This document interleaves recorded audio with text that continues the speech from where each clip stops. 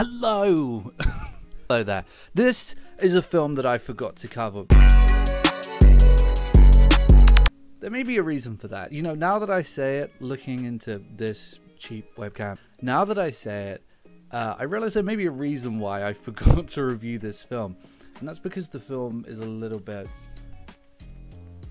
easy to forget. Kingdom of the Planet of the Apes.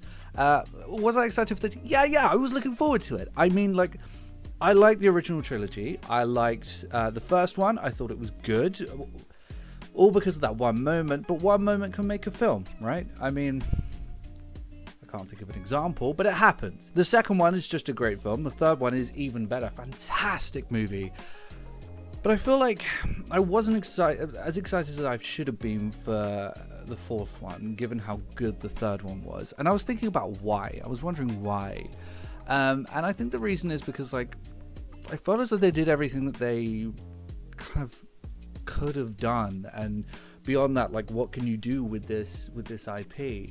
And I get the sense that that question wasn't really answered fully in the film. And that's why I came away from the film feeling quite unaffected, as though it could have been pretty great, and that the film is good. Don't get me wrong, this is a good movie, but I still came away from it completely unaffected and just like, okay, then, you did the thing.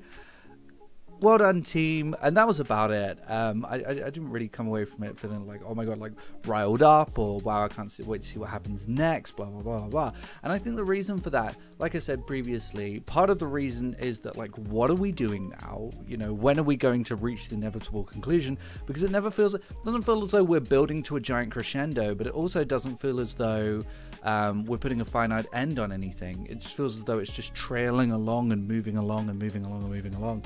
And then when we get there, it just feels as though it's just continuing to move along. This is not really that sequential with regards to the other three films. You don't see any of the recurring characters from the previous films. In fact, it's set quite far in the future. Caesar is not a character, and more so a legend and like a name, and, you know, this deity that they all sort of worship. And that actually becomes quite strong theming, but that's about all of the connection that you get from the past three films to this film.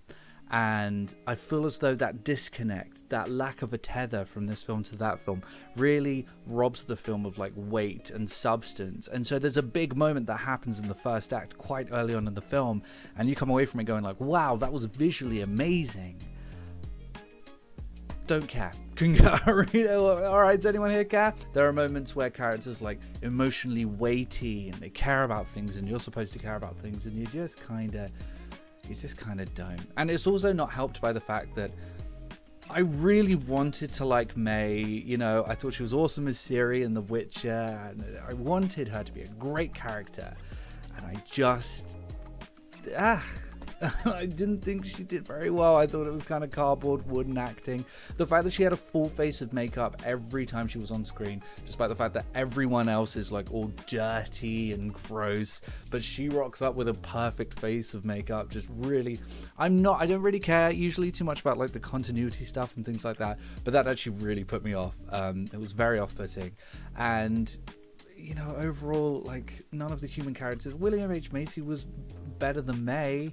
I can't remember his character's name. I feel as though I probably should. The voice acting, however, for the apes, fantastic. Excellent voice acting for all the apes. Especially, like, the lead antagonist has a great voice. Very chilling, very creepy, and, like, pretending to be your friend really nails that, and that's great. And the mocap is very good. The CGI is always great, and he's very believable. That's great. The locations are great, and I think they did a really good job with, like, locations feeling believable and cleared out and all of that.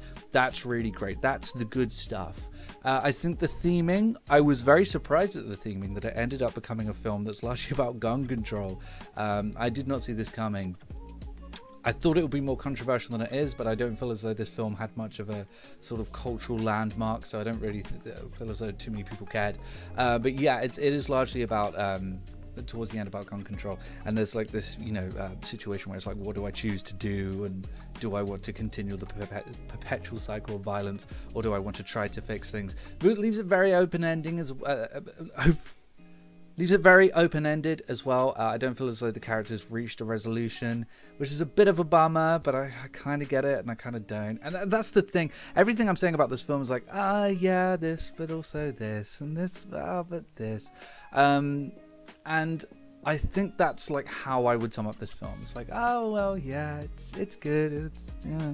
Oh, yeah, and one thing before I finish the review and give it a score, there's like this very ever-present recurring motif of falling. Characters keep falling in this movie, and it gets to the point where it's like, okay, you're gonna have to do something more than this and just have the characters continuously fall, because what are we doing? I get it, they keep falling over, but why? Please tell me why they keep falling. Pretty much every character death is someone falling at some point, so I don't know, it just felt very on the nose, and as though there wasn't really too much reason for it. But let's give this film a score.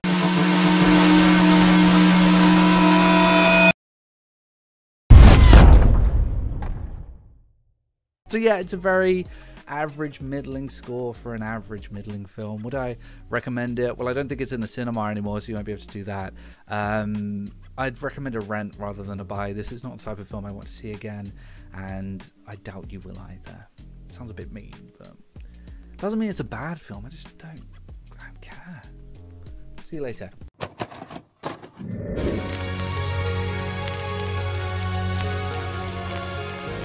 The PlayStation is only $149, and you can also get leading titles.